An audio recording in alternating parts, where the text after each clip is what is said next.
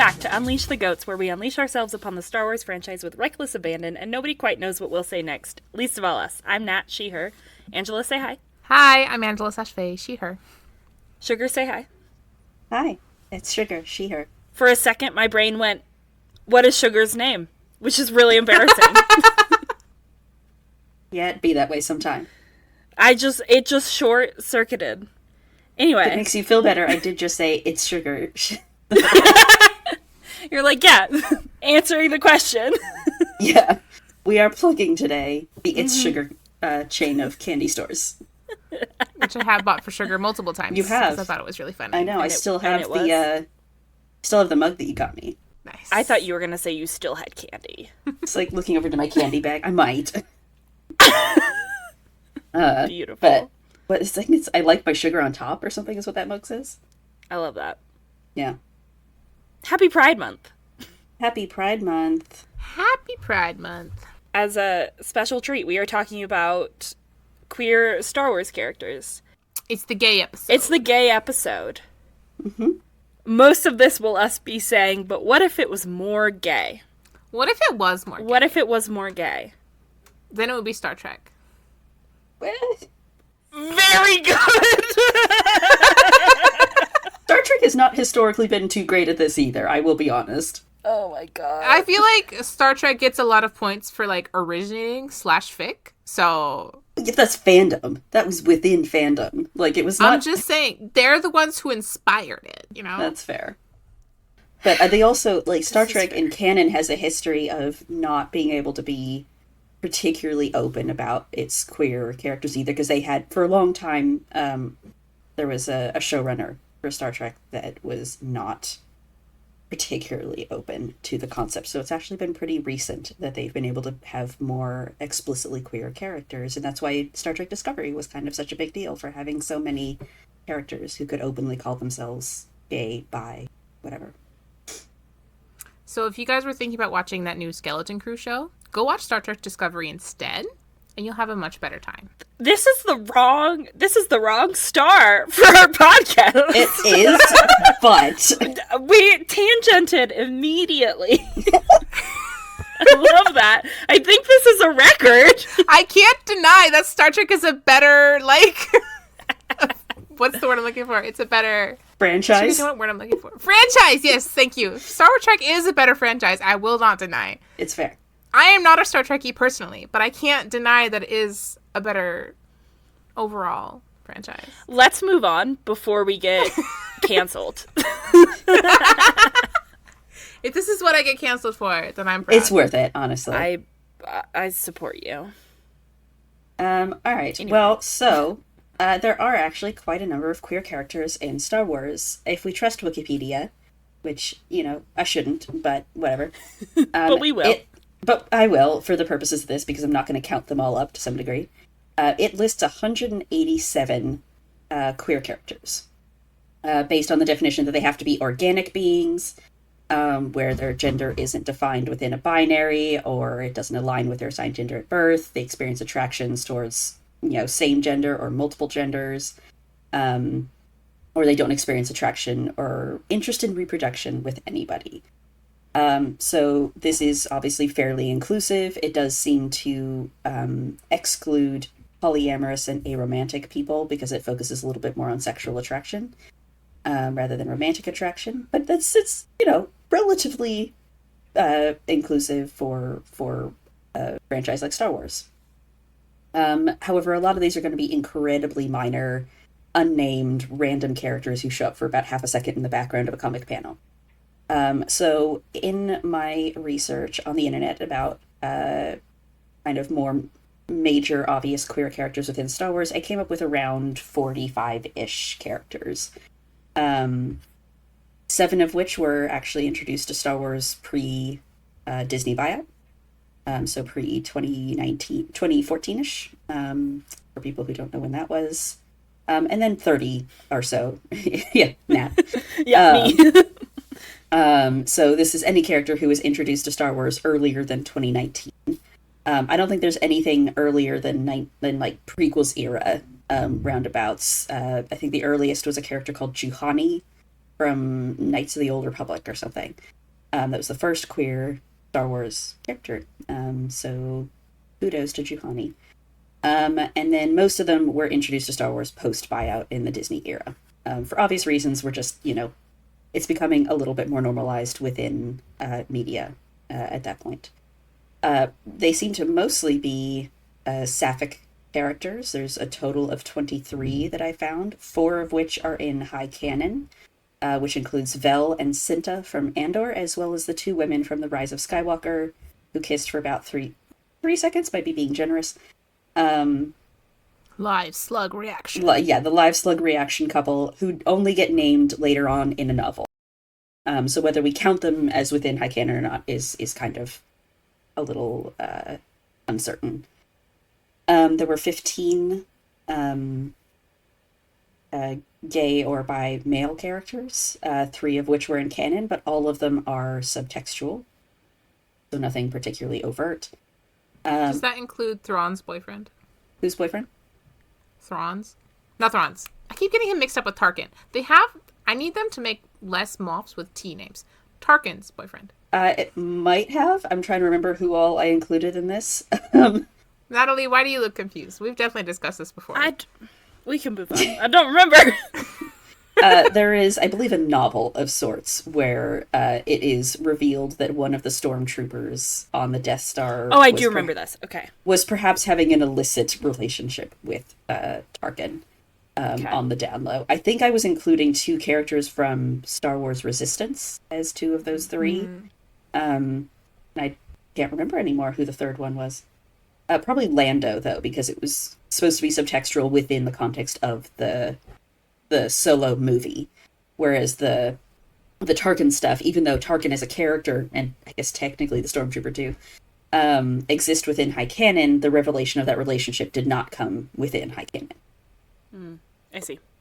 There are a couple of trans and non-binary characters, a total of 5, one of which, as of yesterday, is in high canon. There is a unnamed. Does this Jedi character even have a name? They did not name them, as far as I know. So an unnamed Jedi character who showed up for all of about 3 seconds before dying. Or actually, maybe they did not die. I can't remember. If it's not clear whether they die or not. Barriss claims she's going to save them, and then we never see them again. Spoilers for Tales of the Empire. There is, in fact, a non-binary Jedi character in the context of that show. But don't get too excited, because they probably won't stick around. In fairness, no one should have been excited about Tales of the Empire. It's a Filoni show. No one should be excited about that anymore anyway. There's about 7 total aromantic or asexual characters. We are going to discuss those in a later episode centered around aromanticism and asexuality later, so we won't go into detail. None of them are in high canon. And then absolutely 0 polyamorous characters that I was able to discover because we decided that the Ki-Adi-Mundi's polygamy in some of his legend stuff did not count as polyamory, given the context. And for those of us who have no idea who you're talking about, could you elaborate? He's the Jedi who has the really, really tall forehead and a little white ponytail on top. Mm-hmm. His race was, dying out. So, because they needed more essentially genetic diversity in the remaining population, he was requested to provide children for multiple women. And so he's technically married to 7 women because that's how their culture works, and has children with all of them, even though he is not in love and is not in romantic relationships with any of these women. But he has 7 wives, technically. In fairness, that was the retconned explanation, because the first time that his polygamy was put in there, it was pre-Attack of the Clones, and it had not yet been revealed that Jedi aren't supposed to get married.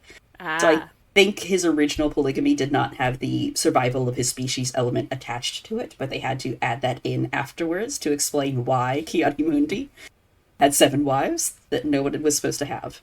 7's just a nice number. I'm not really sure why they decided to give him 7 wives in the first place. Why was that a choice someone made? But whatever. Here we are. But we decided this did not count regardless. So no polyamorous characters within Star Wars that I am aware of. They're in our hearts, though. Yeah. We'll get to that. There's some fan and polyamorous characters. We'll get there. The total number of characters who existed within high canon, so I'm not including any novels, comics, or video games, was 6, but none of them are the main characters of that source media that they show up in. So the Rise of Skywalker ladies obviously are not the main characters of Rise of Skywalker. The two Resistance characters who are sort of implied to be in a relationship with each other are sort of recurring. And they just sort of show up a little bit randomly. Vel and Cinta, while major characters, are in fact not the main characters of Andor. And any sort of more major characters like Lando, Obi-Wan, Padme, and Ahsoka, who are given sort of more ambiguous sexuality in some of their novels or within Solo, like it has to remain subtextual and ambiguous. It's never made particularly explicit in those places. So even though they are more major characters in a number of places, they never quite commit to making them queer characters in the same way. There is a lot of sort of diversity in sort of the terms of the representation and the variety that we get. So there is some people who are married. Some of them kind of bounce around between love interests across different comic books. Some of them are single and not in relationships at all. Some are older. Some are younger and still kind of coming of age and figuring out what their identity is. There are 4 Jedi who are queer, but they're all in novels and not high canon, and 2 of those are Ahsoka and Obi-Wan, who are more ambiguous anyway. I'm just going to insert here real quick that we didn't say their names because they did in the movie, but I feel like we should recognize that the gay people in The Rise of Skywalker is Commander Larma Darcy and Roby Tice, just so everybody knows from now on. Even though the movie didn't name them, I feel like we should name them. We should give them that acknowledgement that the movies didn't. Just want to throw that in. Yeah, I mean, I'm not really naming them because I'm like, nobody's going to recognize no one's going to recognize they them, are. But I want them to know that I know their names. They do have names. Yes. They had got given names within a novel that came out later. Yes. I don't think they had names as characters in Rise of Skywalker. I assume they were random extras. No, one of them does, because one of them, the commander woman, she has multiple lines besides the kiss, because she is one of the supporting like rebellion characters. Resistance characters, whatever. And so she, I believe, is credited. I don't believe her wife is credited in the movie, but I believe that her character does have a name in the credits. Okay, so one of them is named within the context of the movie. The other one didn't get a name until the novel, presumably. One of the things that is a little bit more lacking is physical affection, particularly within some of the more high canon elements. Like Vel and Cinta really only I think they hold hands once or something. They never kiss. And the Rise of Skywalker ladies obviously do kiss, but that's really all we ever see them do within the context of Rise of Skywalker. So the and it's like in this really quick shot. They're kind of further away in the background of that shot. So the amount of physical affection we see between queer characters who are in relationships is pretty minimal, just in general. Where do you feel like we could do better? I feel like they could make a singular main character gay, just like one. At this point, the fact that they haven't made a single one of the main characters gay at all, like you don't even like an ex-partner or anything, is sus. Is suspicious. Statistically improbable. Statistically for how many improbable. Main characters we've had. Exactly. Like, you could have at least had Bo-Katan had a girlfriend. Like, come on. Something at this point. Anything. And even Bo-Katan is not well, I guess you could argue she was the main character of Mando Season 3, but... You could. But, I mean, even their villains, they haven't made any of their villains gay. Morgan Elsbeth could have been gay. That would have been a kind of a redeeming factor for her, honestly. Like, anything at this point. I'm kind of tired of, like, it's 2024. It's okay to have gay people, I promise. And they haven't done anything for it. Like, the most that they did was, like, maybe say that Lando was gay in an interview, 5 years ago, 6 years ago? And that's it. That's all we've gotten as far as, like, main character concerns. Cinta. Yeah, and Vel and Cinta. Well, okay, I'm not giving Disney credit for Andor because I feel like Andor happened despite them, not because of them. Well, sure, but, like, it still is a high canon thing where they existed. So it still counts as representation regardless of how you feel about how it happened. But but they also are not the main characters, and their, like I said, their physical affection is pretty minimal, and so you could kind of, like, interpret it without the romantic implications if you tried like, which I'm pretty sure people have done. You know, and I wasn't sure for a while there. Like, they kind of give you, like, oh, she's sharing her blankets with someone else line earlier on. But I was just like, are they actually going for this? Or am I, like, you know, putting rainbow lenses on this? You know, like, seeing what I want to see. And it does feel like it got made pretty explicit later, but, you know, explicit to someone who's looking for it, too. I feel like we kind of jump between, like, it's either implied really heavily subtextually, or they're unnamed and they kiss for 2 seconds. And I would like to have the queerness be part of the character and not feel like something that you either, like, could ignore or is thrown in for 2 seconds and then we pretended we didn't do it because we're Disney and we like to say, oh, it's the first queer character over and over and over again because you can get away with, like, doing so little. Yeah. Right, and obviously there was that character that we mentioned from Tales of the Empire who got they-them'd within the context of the episode, so it is made explicitly clear there, but, you know, it is a character who exists for all of 3 seconds, and, you know, it doesn't have a name kind of thing, and that's about as good as we're getting. Like, Vel and Cinta are probably the best we've got right now. And I do like their relationship. I like that they're kind of mean to each other. I like that they're complicated. I like that they have layers to their relationship. They're a great representation. I really like them. They're obviously they could kiss more, obviously, but right. Well, that's what I was saying. Though, is that, like, they are made just explicit enough that you can read into it that they are queer, but not explicit enough that you can't still ignore it if you choose to. Yeah. And, like, if they were kissing, like, if they did kiss, or if they called each other girlfriends or partners or whatever, it'd be a lot harder to ignore. And I think that's the next step we need to take up from Vel Cinta. Yeah. That I would like to see them do. Mm-hmm. I mean, if they weren't going to give me Ezra and Sabine, they could have at least had them, you know, get boyfriends or something. Yeah, I mean, hey, Ezra was locked in another galaxy for a while. Maybe now that he's back, they'll throw something at him. Maybe he had a torrid affair with a stormtrooper. We don't know. Yeah, maybe. Or, okay. You know, maybe he fell in love with one of those little turtle people that would be he had so to leave cute. behind. Interspecies relationship. We love to We're see it. killing that. There's not very many interspecies relationships, in fairness. Like, there's barely more than there are queer people. It's very annoying. Yeah. I do want to ask, because this is my job on the podcast, is to not know things about Star Wars. When we talk about physical affection, when I think about it, the only people I can think of having physical, like, being physically affectionate with a romantic partner are Anakin and Padme, and the girls in, like, the 2 girls who kiss for 2 seconds. Han and Leia. Yeah, Han and Leia. You're right. Thank you. This is why I ask. Yeah, I mean, Kanan and Hera do kiss. Okay. But within that context. Does Ahsoka ever have any... No, I don't think that her relationship with Lux never goes far enough for there to be physical affection there. No. So she's never really had, like, a full romantic love interest. Like, he's kind of, sort of there as a crush, and that's about as far as it goes. Obi-Wan and Satine, I think, never kiss, even though it's made explicitly clear that they were in a romantic something or other. They hug, though. They hug, and they, you know, she kind of, like, does a little, like, caress at his face when she goes, like, oh, I don't like the beard because it hides your pretty face or something. So she kind Honestly, of, like, fuck her for that, though. Can we just... I know. Oh, yeah, I know. I was like, Okay. It's like the cutest moment they have, and it's still questionable. Yeah. Okay.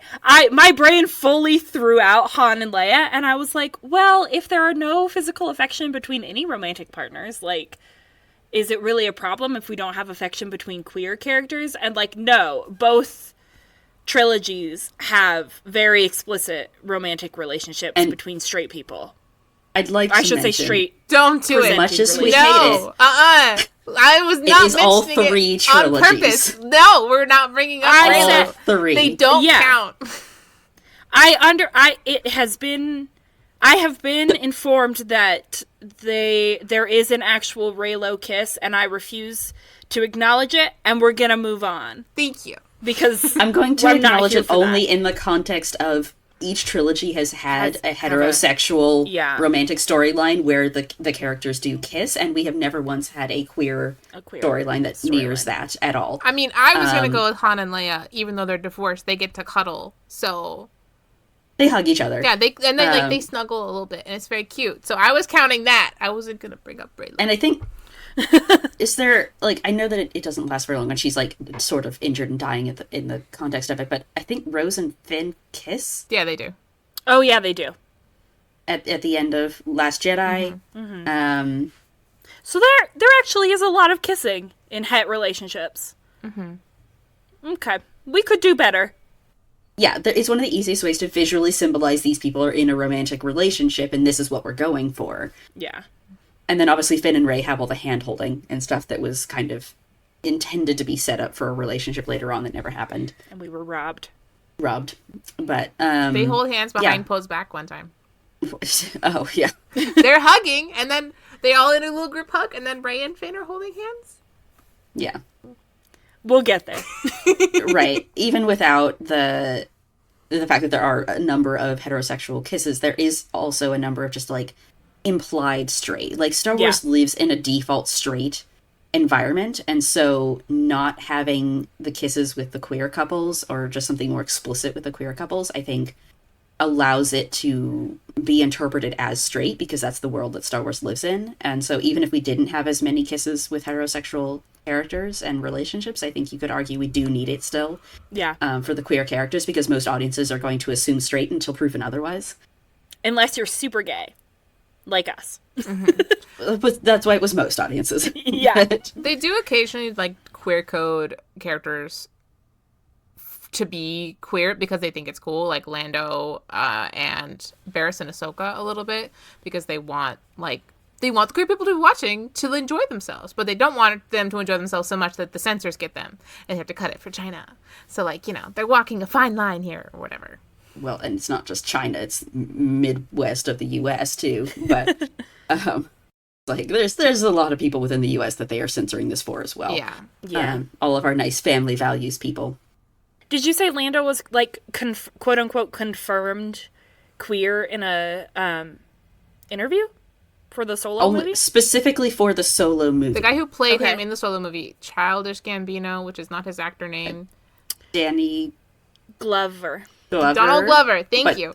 Donald Glover. Yeah. We got there. He was in an interview and he said that he viewed Lando as pansexual. He was attracted to people, not their gender. And so that is, like, as confirmed as it got. And then it goes a little bit sprinkled in throughout the movies, him, like, flirting with everything that moved, pretty much. And also he fucked the robot, but I guess that doesn't count because it's a robot and she's feminine. Yeah, the robot is obviously coded as female. Yeah. Interesting. And also, technically, by Wikipedia's definition, droids didn't count because it had to be an organic being. Yeah. I feel like droids are still but- people, but, you know. Depends on the droid. We cannot get into that.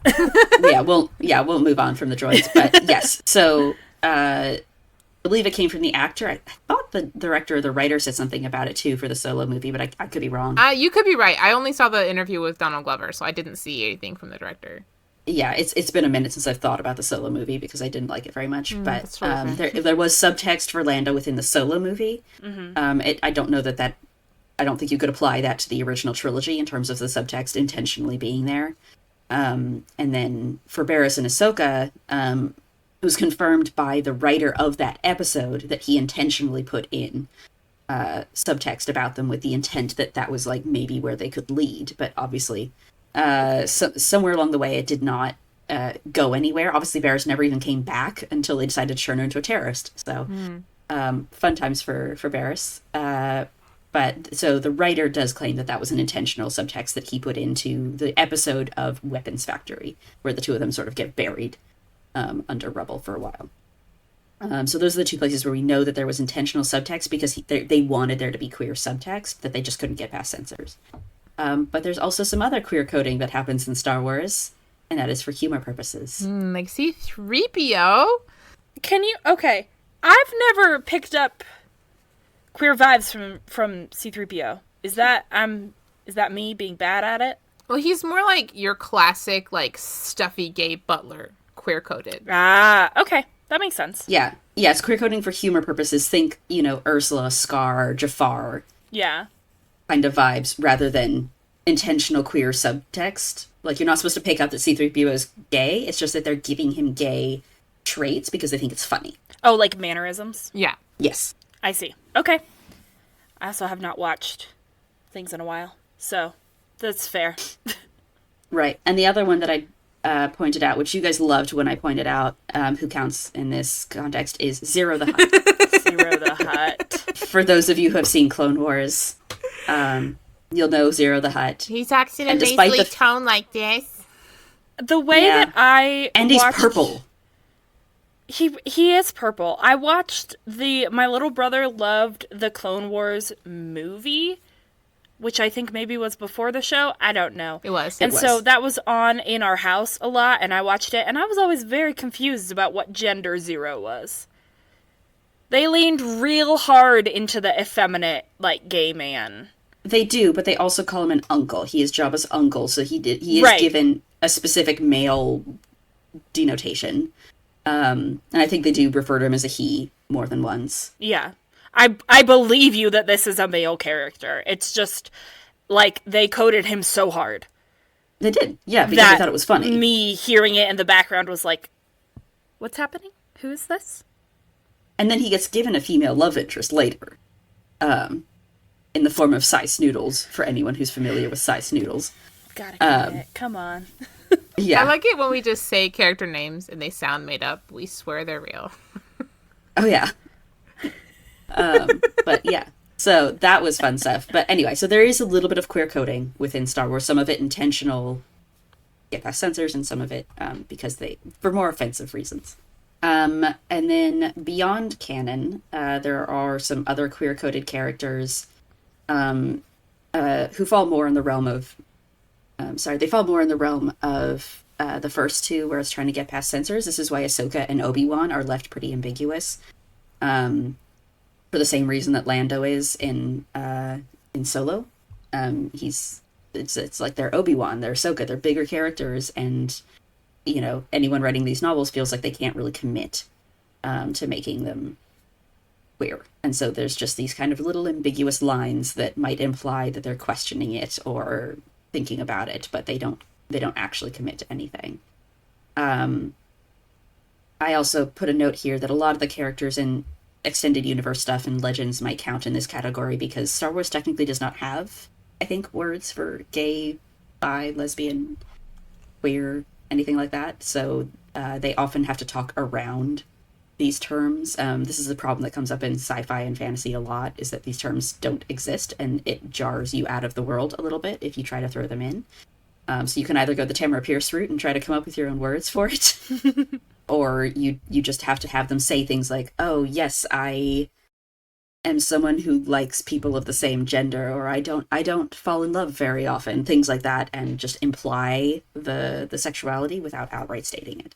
It leaves a little bit of ambiguity that these characters can live in without being made explicitly queer, because if they have to talk around the word, you can kind of get past censors a little bit more anyway. Yeah, and so that is all I have with queer coding. Does anyone else want to talk about general representation within Star Wars and queer coding still? No, I think you covered all the points, honestly, because Disney is just mostly a coward. And so people but the thing about Star Wars is that Star Wars attracts a lot of queer people. It's just a lot of people working on Star Wars who are queer or who want to put queer representation in there, which is why we have so much of this subtext. But they haven't gotten to the point where they're willing to make it explicit or canon. And we probably won't until there's some kind of turnover in the leadership in the next 10, 20 years, which there will be eventually. And especially once they start realizing that they can make money off of it, as the tides change and we move forward. But for right now, we're just kind of sitting here with the scraps and crumbs they threw off the table, which is kind of tragic. But it is better than it was. I will say that it is better than it used to be. The difference between how many characters we had that were in canon at all being gay before, 2013 and now is significant. It's true. Do you think that it would be better to have more of the pre-established characters canonized as queer? So, the characters like Lando, Ahsoka, Obi-Wan, Padme, or is it better to introduce more new characters who have been queer from the moment that they're introduced, like Bell and Cinta? I prefer new ones, personally. Interesting. Well, my thing is that, most of the, already established characters, except for, Lando, who's, already, basically is, because some people grew up with them, they're gonna have more backlash by making them explicitly queer. And I understand that. And even though, like, in some ways, I don't want them to change their characterization that way because they were not conceptualized, for the most part, as a queer character. And I feel like pasting the identity onto them in some ways isn't good. Like, it's not good characterization. So I would prefer that they just had new characters who were queer. What about the characters that we, like, as we've talked about, there's been some heavy queer coding? Yeah, like Lando, like, I would be fine with that. Or like Ahsoka.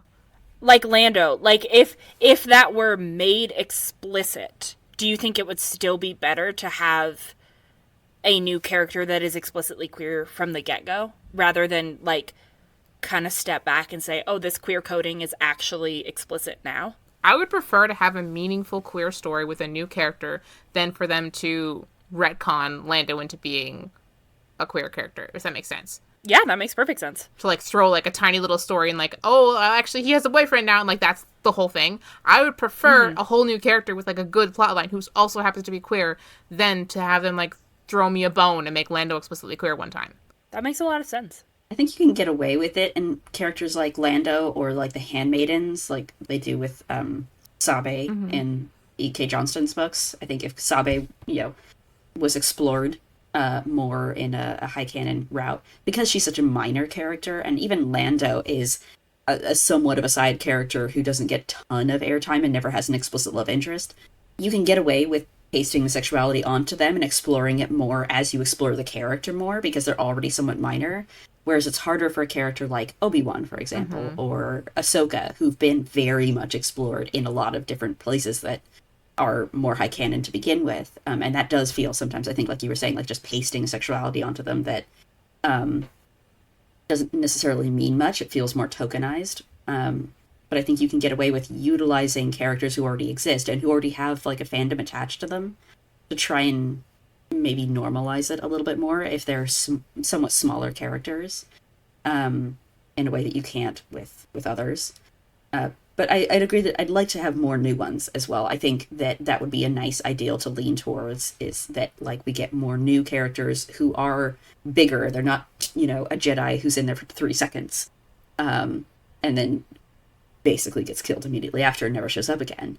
I want more of that kind of representation, like Vel and Cinta, who are new and get their own stories told. And I mean, the queerness is not necessarily intrinsic to their story, but the relationship is. That, like, they're not defined by their sexuality, but that relationship can't be erased without erasing a large portion of that narrative for those characters. And I think that's, like, a really nice thing to have for Vel and Cinta. I agree.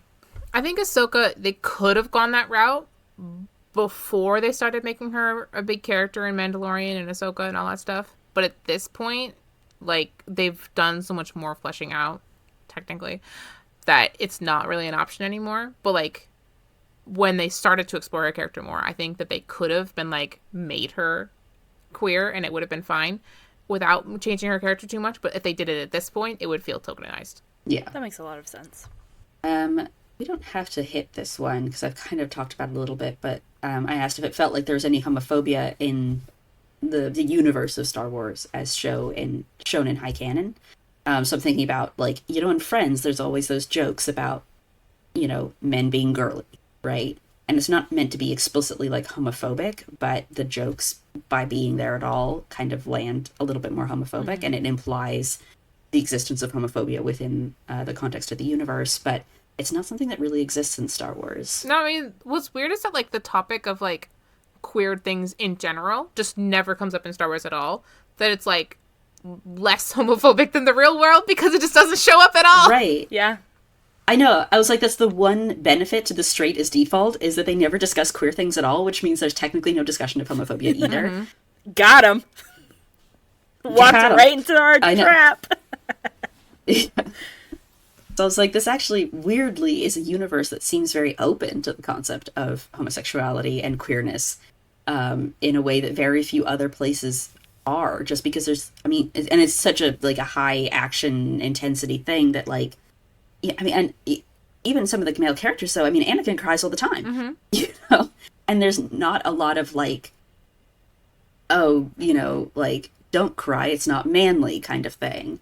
That when he does cry, like there's discussion of like you need to control your emotions, maybe like don't let it turn into anger and hatred and things like that, but that like it's not implied to be a bad thing specifically because he happens to be a character that identifies as male, and that emotional outbursts are more feminine. And I find that very interesting about Star Wars as a franchise, that for all that it really doesn't want to have queer representation, it also is a world that is actually kind of more open to it than most. I think the most repulsion you get about any kind of relationship is ironically when Lando kind of admits that he slept with the robot, like, and Han's like, you did what? That's like the most you get about like someone being weirded out by someone else's like sex life. That's pretty much it. Right, which I have repressed. I did not remember until you brought that up. You're so welcome. Keeping that memory fresh for you. Yeah, I have not watched Solo more than the one time that I chose to see it when it came out. Unfortunately, the robot fucking is burned in my brain. Sorry. That's unfortunate for you. I'm going to burn it right back out as soon as we're done here. I support you. Thanks. But yeah, and that's a little different in terms of like it's not homophobia that's causing Han to be weird about it. It's a little different, but it hits the same kind of concept, but it doesn't imply actual homophobia. And of course, Fel and Cinta, like, within Andor, there's no worry that they seem to have about being two women in a relationship. There's no indication that they need to feel like they have to hide it specifically by being two women, which also implies a lack of homophobia within Star Wars, which I appreciate. 'Tis nice. And then I'm going to end this discussion and sort of bridge us into fanon by saying, is there a character that you think should be canonized as queer? I have two thoughts on this. The first, and then I'll pass it to people who know the characters better, because I don't have a specific character like in mind. If I'm like, who do I wish was queer? Because it's everyone most of the time. But I do also wish that we had more like interspecies relationships. That it feels weird to me to have such a diverse galaxy and then the humans end up with humans and that's it. But in terms of like having a norm for how relationships should look, I feel like that ties in. And people are afraid to like explore relationships that are outside of that, and that includes not just queer relationships, but also relationships with a species that looks entirely different. Mm-hmm. I feel like that is a missed opportunity. I would like to push here. There is a comic. Yeah, please. Where Dexter Jetster, who you might remember, Nat, as the Basilisk. I think Basilisk. He runs the diner that Obi-Wan goes to. Yes. And gets like shady information. I love him. He gives such a big hug. He does. Yeah. He in his youth, apparently, he and Maz Kanata, who's the little lady from Chewie's girlfriend. There you go. They were apparently in a relationship. Oh, I love that. I think it was like an asexual relationship based on what I can tell, because their species are so different that having any kind of sexual relationship would be very difficult. But that they are in love. They do appear to be in a relationship of sorts in this comic. And it is my favorite. A lot of people had very negative reactions to it because, it is just like, oh my god. Like, it's one thing for her to be making these jokes about, like, my boyfriend when referring to Chewie, because it obviously doesn't seem... Yeah. It seems like a joke, an in-joke between the three of them, her, Han, and Chewie. But this film, I think, is supposed to be genuine. Like, they were, in fact, in a relationship. That's so cute. And people had a lot of weird negative reactions to it about this kind of interspecies relationship, and I fucking adore it. And I will bring it back up in the Arrow Ace episode, because it is, I think, an asexual relationship of sorts. But it touches me here that exists, and that is the best version of an interspecies relationship that I think exists in Star Wars right now. Are you forgetting about Jar Jar and his beautiful girlfriend, the Queen? Queen Julia. Queen Julia. She's a different race than him, so technically they're interspecies. Oh, they absolutely are. They're so cute. I love them. Nat is desperately looking up a picture I'm of Queen Googling. Julia. I don't recognize this person. It was from season 6. I don't think you saw that. Okay. But they're very cute. You should watch that episode, actually. I think you'd really enjoy it. Jar Jar comes off very well. This person says 8 couples that hurt Star Wars. Fuck off. Disgusting. She's perfect. The first one is Anakin and Padme. Okay. I forgive them. That's so funny. That's hilarious, actually. And then they say the saved, like the couple that saved was Hera and Kanan Jarrus. So yeah. I forgive them. I will say I think that part of the reason that we don't have like a lot of good interspecies relationships is because we don't have a lot of main characters who are aliens. Yes. Also a problem. A consistent issue. It's really difficult to have interspecies relationships when you don't have any other species characters, weirdly enough. So it's an odd thing. It's weird how that works. Yeah, it's relatively minimal. Yeah, they just don't want to pay for the prosthetics. That exist, like Ahsoka. I mean, for all that she has the crush on Lux, who is a human, which would be an interspecies relationship if that had gone anywhere, hasn't ended up in a relationship since then. So she is a main alien character who has never ended up in a relationship. Same with Chewie. Chewie's never ended up in a relationship despite how much he's been around for. So it's like there are... Excuse me? The Star Wars Holiday Special means nothing to you? He has a wife and children? It doesn't, because I haven't seen it, buddy. Okay. Chewie has a beautiful wife and multiple children that he loves dearly. Okay, but like... Okay. I need to cut in. Because I've realized a mistake that I made, and it was reading the name Hera and Kanan, who are interspecies. Kanan is human, right? Yeah. Am I saying his name right? Yeah. Nice. Love that for me. Yes, Kanan and Hera are probably the biggest example of an interspecies relationship within Star Wars in terms of high canon interspecies relationships.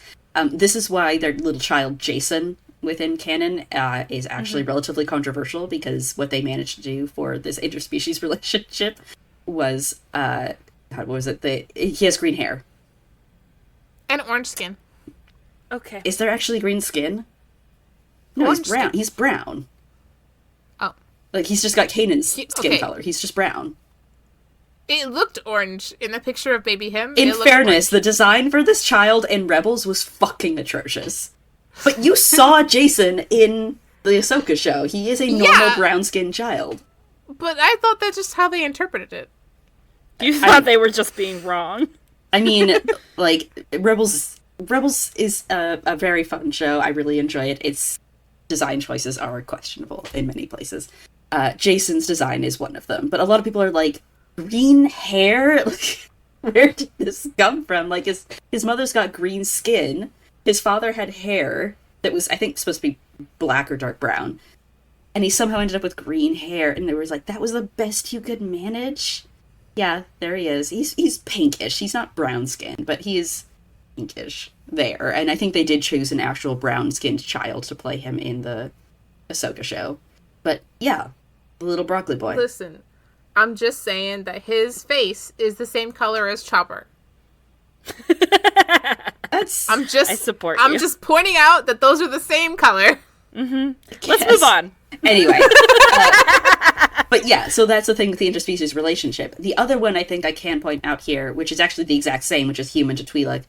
The clone! Yep, Cutler Quain and his wife Sue.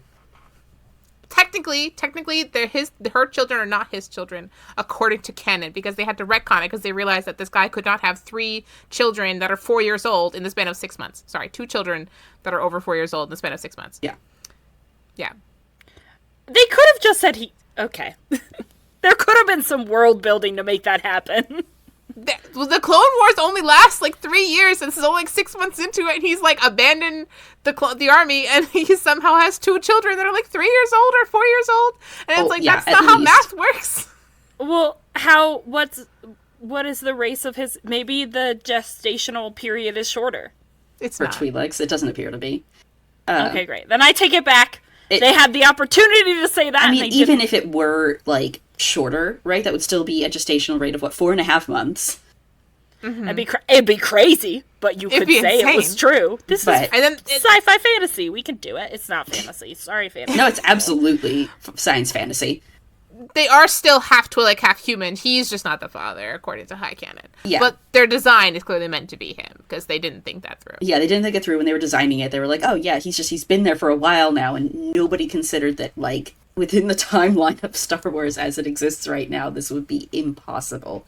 But regardless, there is an interspecies relationship, even if technically they did not have children together.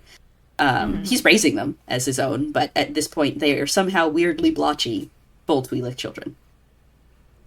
Sure. So, it is what it is at this point, but there is a second interspecies human to Twi'lek relationship that I am aware of. And I think those might be the only ones. But yes, interspecies relationships, also rare. We could use more of those in addition to more queer relationships. Mm-hmm. Good tangent. Love it. As far as any characters that I think should be canonized as queer, I think they should just bite the bullet and make Lando queer.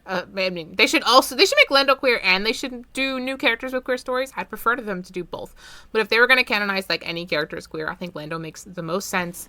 And I think if they ever did a Lando show with Donald Glover, and he had a boyfriend, I would adore that. I think that would be fantastic. I think he would do a great job. I'm going to go with Rex. I support you. I think Rex deserves a boyfriend. Quite honestly, Rex deserves some loving. He's never had a love interest before of any kind, either interested in him or that he was interested in. So he's basically a blank slate in terms of his sexuality, and you can do whatever you want without fucking up his character at this point. Rex should meet a cute widower with a little baby that just wants to love on him. That'd be so adorable. And yeah, I mean, this story would probably be tragic, just given what little we do know about Rex at this point. But it cannot go super well. But I would love for Rex to be a character who got canonized as queer. You could go for Cody too. Cody is not yet technically dead, so they can do kind of whatever they want with Cody at this point. And I think that forcing Tamara Morrison to kiss another man would fix a lot of my problems with this franchise. Forcing. Nicely. Yes. I feel like there wouldn't be a lot of forcing involved. I feel like they'd have to barely suggest it, and he would be totally down. Yeah. He seems chill. Forcing is in forcing Disney to allow this to happen. Yes. With the forcing is on the corporation. Yes. If you are taking this role, though, you are kissing a man, and that is just how it's going to work for the story. Mm-hmm. Also, I deserve more live action Rex. Any live action Rex to begin with. I do not count the Ahsoka show. That was probably an entirely CGI character to begin with. And you don't see a face, so it doesn't count. And this is very, what's the word I'm looking for? Self-indulgent on my part, but I would love a queer Obi-Wan in canon. I don't think it would hurt too much of Obi-Wan's canonization to make him queer of some sort in canon. I could see... I know that is his only romance with Satine, which is terrible, awful, we hate his it. Only high canon. In high canon. Yes. I feel like Obi-Wan has enough of especially as a Jedi who typically for most Jedi characters don't have romantic relationships. I feel like because that specifically has not been explored, I could see it. Obi-Wan also just kind of flirts with everyone that moves. So, it makes sense to me. He's charismatic, but yeah. Yes. So, I think this leads us nicely into our fanon, because one of the other things that happens within fanon is queer themes as seen by queer fans. This is different from the queer coding because there's nothing intentional about it, offensive or otherwise, but fans like to view things into these characters quite a bit. Because they relate to these characters, and this, is a part of it. Obi-Wan is obviously one of those characters who kind of lands that way quite a lot. He has many He has a lot of ships. It's fun. But, yeah, I think that it's kind of interesting to look at how there's a lot of themes that are sort of relatable to queer people within Star Wars, even if they're not intended to be specifically aimed at queer people. And like Faye was mentioning, there's a lot of queer people who are drawn to Star Wars, both within the creative teams and just within the fandom. And it's nice to kind of explore some of the ways that comes across within fanon. There's a lot of common ships that exist. Obviously, Han and Luke, Han and Lando as some of the older ones. It's going back decades. Oh, yeah. Of shipping. Going back decades. Some more recent ones, we've got things like Barriss and Ahsoka, Finn and Poe, Padme and Sabe, Chirrut and Baze, and just the sheer number of some of these, almost major kind of juggernaut ships within fandom being really big queer ships, I think says a lot about Star Wars just as a world that fans can relate to, even if it might not have been intended to be seen this way.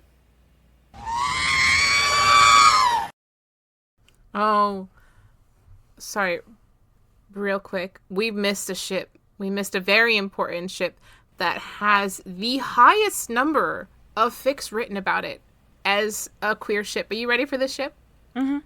Do I want to guess, or is it going to make me barf? Ooh, you should guess. You should guess. Go for it. Okay. Can I ask 2 questions just to narrow it down a little? You can have one question. One question. All right. Okay. Which era? Sequels. You know it! I knew it! Oh my god, please tell me it's, God, what was the ship name? Kylux? Yes, it is! It is Kylo Ren and Armitage Hux. They have, 13,000 fics about them on AO3. That's crazy. They have more than Obi-Wan and Anakin. They have more than Padme and Anakin. You know what? I'm not even mad.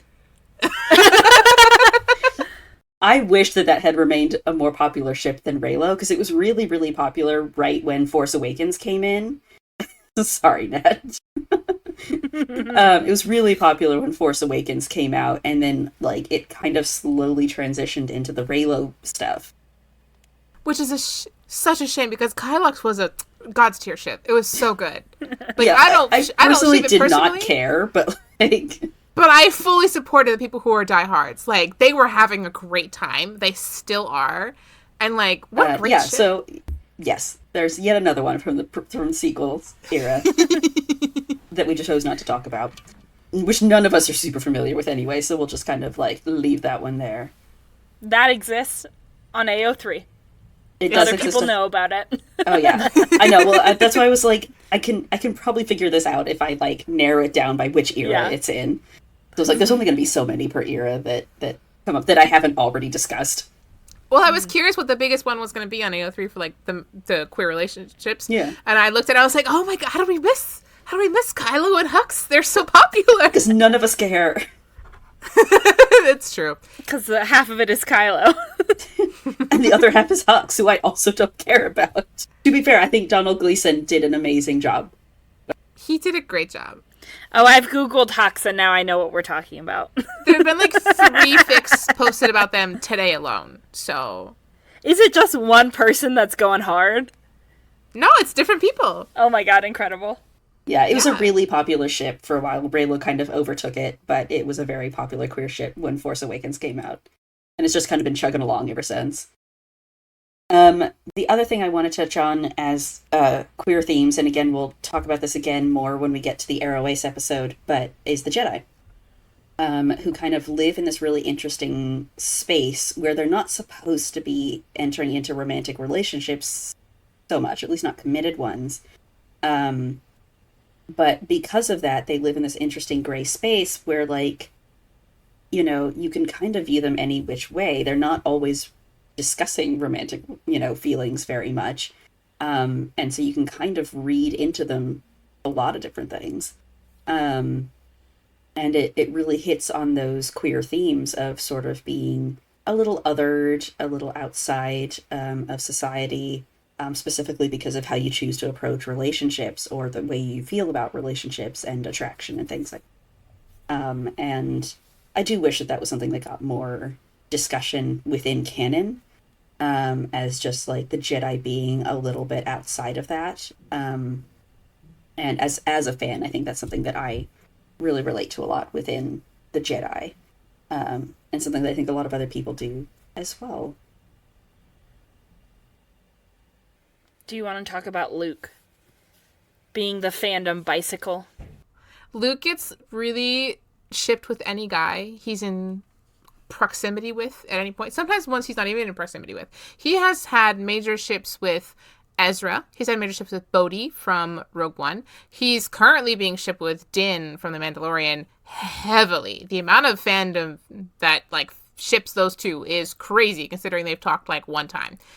And Luke is over here like just like chilling, hasn't actually shown an interest in anybody except for Leia in like canon.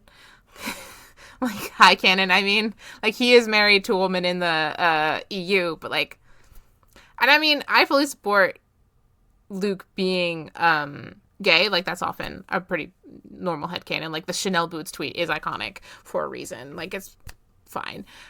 I think he's bisexual, probably, honestly, if I was going to write him. But, you know, they didn't ask me. But what's interesting is that, like, when Way Luke back was being in 1977. Yeah. Yeah. Shocking. But they did not ask you, who was not born yet. They could have asked me. I was around. In Floating 1977? in the ether. Yeah? Yeah. I was just floating around in the ether over their heads. Yeah, okay. Technically, my parents had their first date to a Star Wars movie, The so, concept was there. Yeah, exactly. the groundwork was laid. Yeah, okay.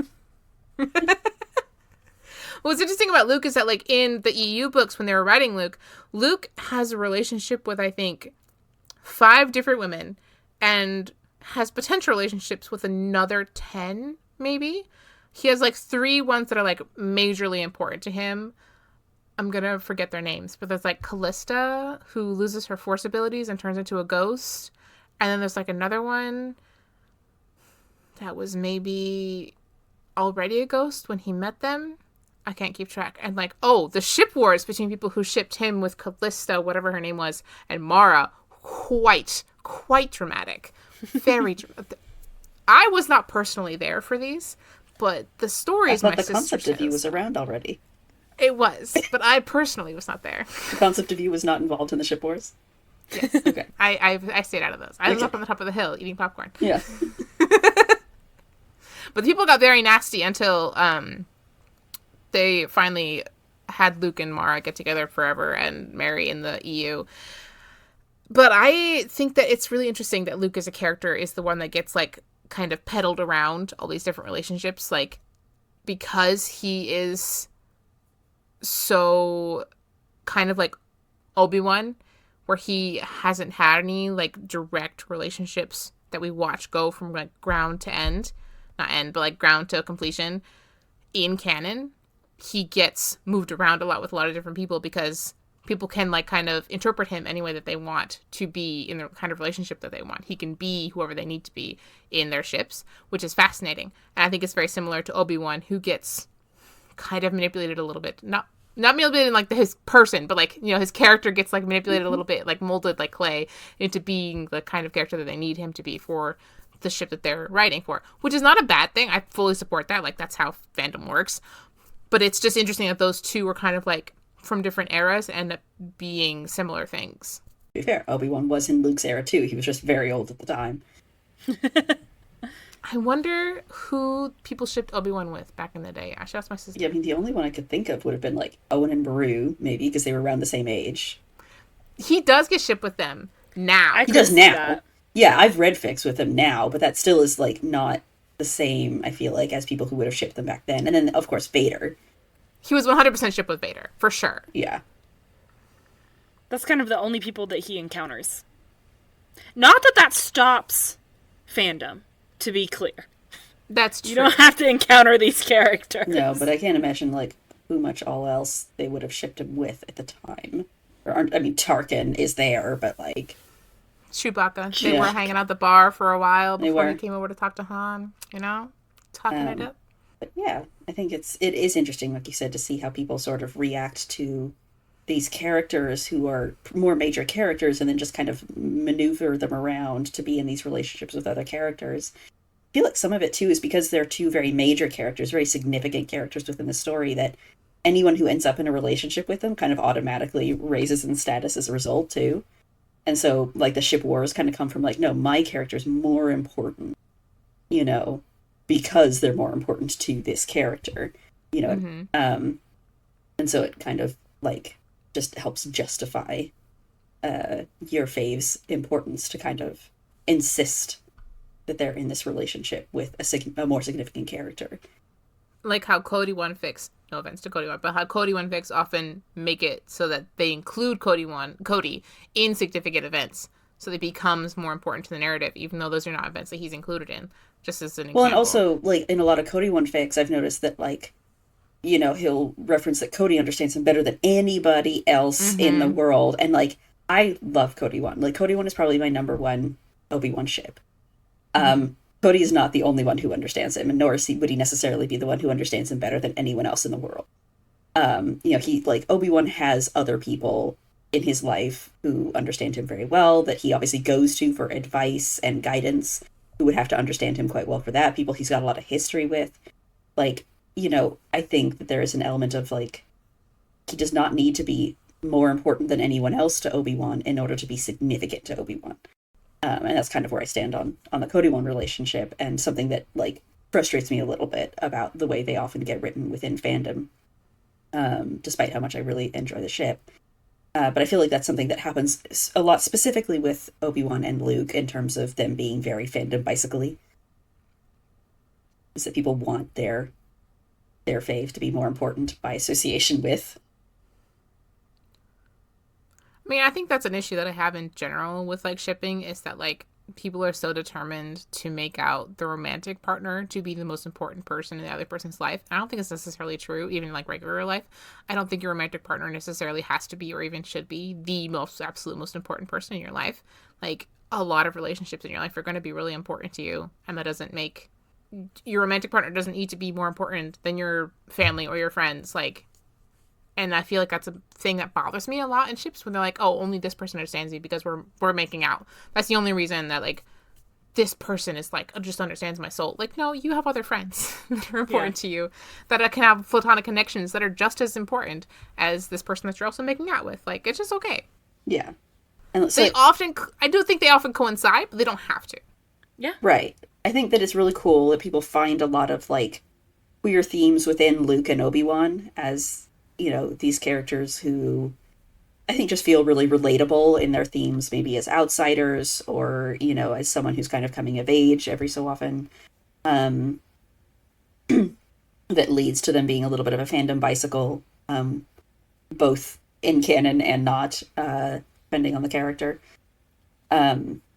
But it does lead to, like, these other kind of frustrating aspects, like, as we've gotten older ourselves, kind of looking back at these characters and the way fandom treats them, going, like, you know, like, it's cool that, like, a lot of queer people find themselves in these characters, but also, like, it feels like when it leads to ship wars, that as funny as they can be from the outside, it's like, you know, like, there's other ways to view these characters, too. There's other things that are important to these characters that aren't ships, that could be fun to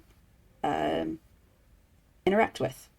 But moving on from that, or maybe not very much, how has fanon and fandom kind of interpreting characters as queer impacted your view of Star Wars? Obviously, Faye has had a lot of interaction with ship wars, both before she was born and after. So, Faye, how has that impacted the way you view Star Wars?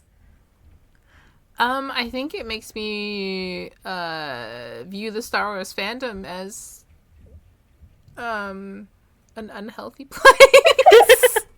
No one here is going to deny that. Because of the ship wars, specifically? It doesn't help, for sure. I think it's one of the most toxic areas of fandom is the ship wars. I think that's where people get the most invested, they get the most mean, and they get just, like, that's where the most fallouts happen, is during ship wars, which is annoying because, like, it's not important, like, the grand themes of Star Wars. And, like, the fics that I, like, love the most, and, like, the media, not the media, but, like, the content that I love the most about Star Wars, most of it isn't really ships. Like, the fics that really stick with me are, like, the meta ones or the in-character studies, like, that kind of ones.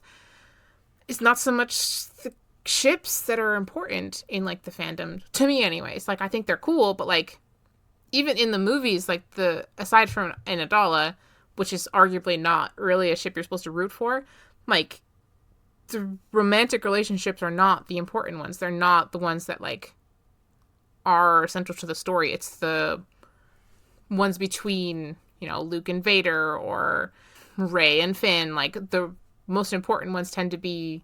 Wish you could argue Rey and Finn were the most important relationship in that film.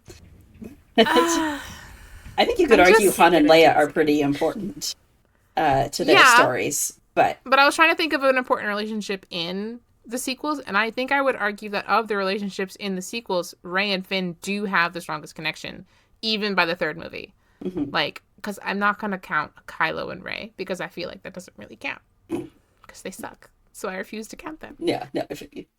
On a more positive note, I think that, like, it was interesting to me because I was, like, a really casual Star Wars fan for most of my life at this point, and only kind of got a little bit more invested in it more recently within the last couple of years. And I think that a little bit more invested, she says. Yeah.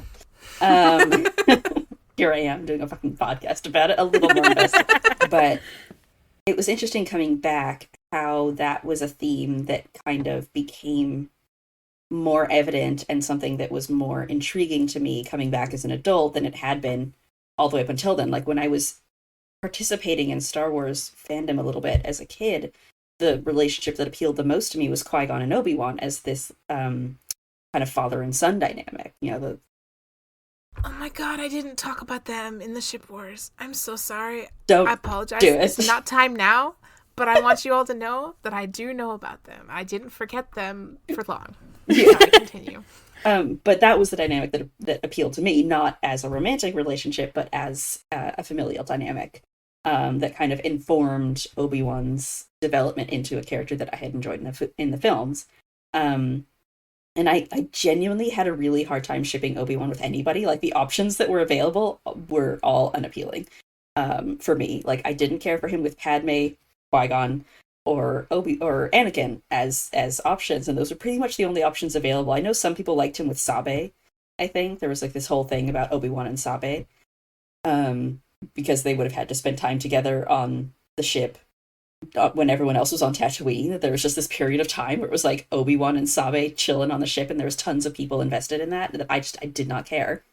I would actually eat like a long dramatic fic about that.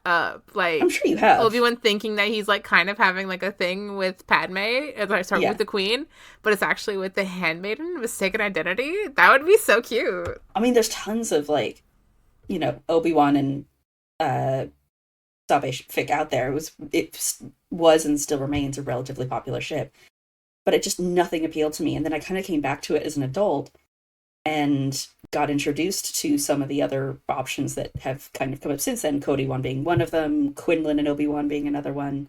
And that kind of appealed to me a little bit more than some of the others. So I think that has impacted sort of my experience of Star Wars fandom, because it did take a minute before, you know, I even was interested in any of the romances involved in Star Wars. I never really was. Until I sort of got exposed to these ones. And since we only have a couple minutes left, we're going to jump ahead and say, what is your favorite fanon queer character / couple? We didn't have this question for the canon ones because there really aren't a lot, at least within high canon, enough for us to choose from, and we are not familiar enough with the ones that exist in the more extended Disney universe to be able to speak to it. We're all just going to say Velcinta. Yeah. So you said fanon and my brain still went to Velcinta, yeah. That doesn't count. That's canon. It doesn't count. It's fully canon. So, Nat, if you have one, please feel free to speak up. Faye and I are going to have to dig deep and figure out. Yeah, I have many. I'm sure you do. Yeah, I think that the ones that I hold the near and dear to me, I think, like Faye, I'm not super, like, the romances are not what is interesting about Star Wars to me, which is why I forgot about Han and Leia, right? Like, they don't feel as important to me. So the things, the fanon queer couples that I have feelings about are inherited from the two of you. So, like, I have a soft spot for Cody-Wan, because that's just, every time I hear about it, I only hear positive things, and it's weird how that biases you. But I also really love, like, Finn and Poe and Rey. Like, that is a very cute idea to me. I don't have any, like, I haven't read a ton of fic about any of them. I don't have, like, super strong feelings. It's more of just, like, oh, I like that the fandom has done this. It makes it feel like even though the canon material is not explicit, it's nice that the fandom is, and it makes it feel like a safer place for me to be, because there are other people there who are thinking like that. The end. The end. Hey, do you want to go next, or do you want more time to think it through? No, I'm just gonna say all of them. All of them? All of your favorites. Okay, well, my absolute favorite is Jedi Stormpilot. I really, really have always liked Rey, Finn, and Poe together. I've always thought that was very cute. I like the idea of, like, the three of them being equals and, like, rebuilding the galaxy together while also, like, having each other for support. It's just a very cute ship to me, and I'm always, like, down for a throuple. So I really like them. Not in any particular order, but Lando and Han have always cracked me up. They had, like, not, like, I don't want them to, like, be together in, like, the future. I don't think they would ever, like, end up together. However, the idea of them, like, being exes who got divorced is Lando very funny. and Han feel like a friends with benefits situation to me. Yes, they feel like a couple that got married for tax benefits and then had to get divorced because they kept fighting about money. Yes, that's what they feel like to me, and to me that is canon in my personal, like, Star Wars canon that I put together in my head. That's what happened. So your with head them. canon? Yes. There's a word for that. I don't know what you're talking about. I just came up with this all, man. And so I really like them. Padme and Sabe, in a similar thing, I like to think of them as, like, their first real relationship was each other type thing. Like, kind of like a high school girlfriend type situation. Like, they loved each other, but, like, it wasn't really going to work out with, like, their life trajectories. I've always liked them. I thought they were very cute. Same thing with Lando and Han. I don't really think they would end up together in canon. If they, like, I don't really think they're endgame, if that makes sense. I think they could be, but considering Padme's life choices, probably not. And then the last one is Leia and Winter, or, like, similar to Padme and Sabe. Like, I think Leia and Winter, like, super had a thing. You guys don't know who Winter is. I know who Winter is. I'm just not super familiar with it. That's right. Tell me. That's right. You read the books. Winter is Leia's, essentially her body double bodyguard in the EU. She's, like, the girl who grew up with her and, like, is her body double, very similar to Sabe and Padme. Like, she's her lifelong friend. She nannies her kids. Like, they're besties for life. And I have always liked the idea of them, like, trying out being girlfriends for a summer. And when they were teenagers and, like, stressed. And I always thought that would be really cute. And I've read a couple fics of them, like, just being cute little girlfriends for little summers, little teenagers. It was very adorable. Those are all my favorite ships. They're so cute. If you had to pick one, I'm just kidding. It would be Jedi Stormpilot, because that's the only one of those ones where, like, I can see them, like, building a life together. The rest of them, it's more like, this would be a cute little backstory for you guys. Oh, that makes sense. Sugar, what's your favorite? Well, I've mentioned Cody one a few times, so I feel like it's not a shocker at this point if I say that.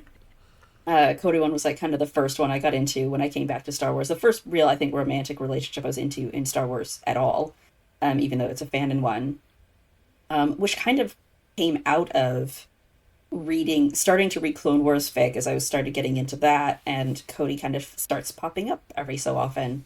And I was, more focused on, like, Jen, Anakin, Obi-Wan, and Ahsoka kind of dynamic stuff, but Cody would pop in every so often, and people would be like, oh, you can read this either way, and I was like, well, what happens if I do, though?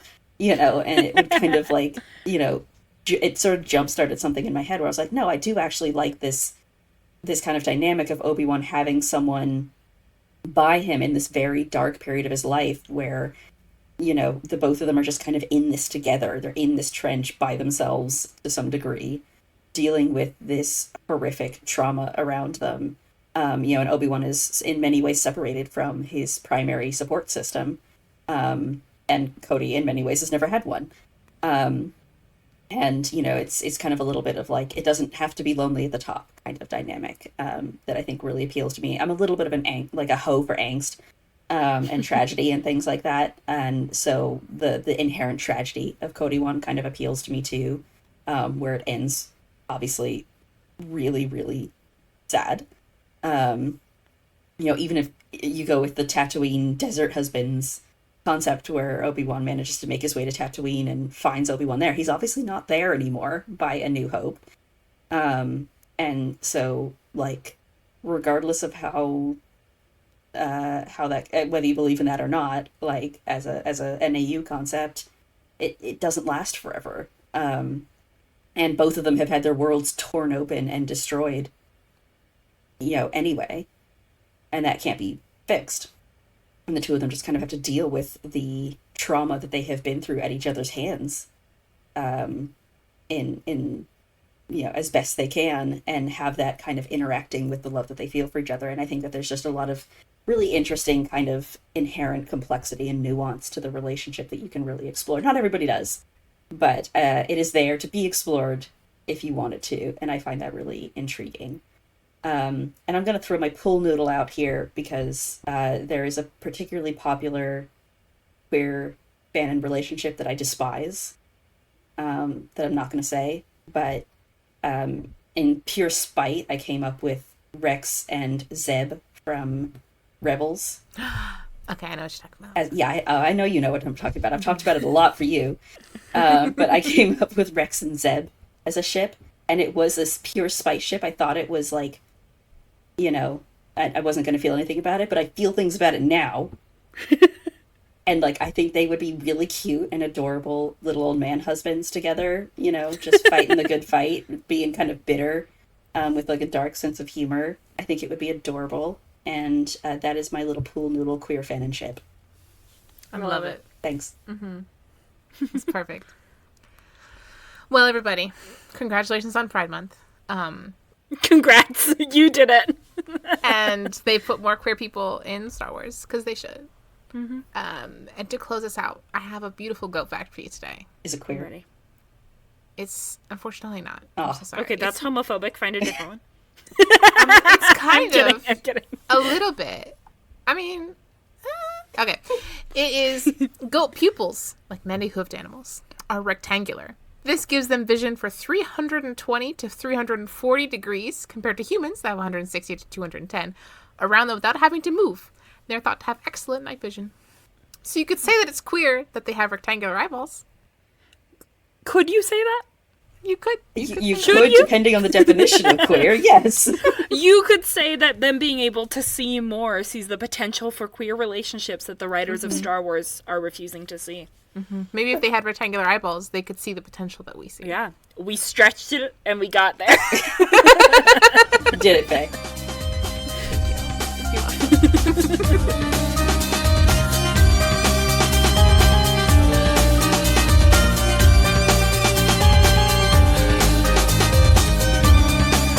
Our intro and outro music is Mos Eisley Cantina by Speedkicks. Angela and I edit, our artwork is by me, and Sugar is our writer and researcher. You can find us on Instagram and Tumblr at Unleash the Goats. Thanks for listening.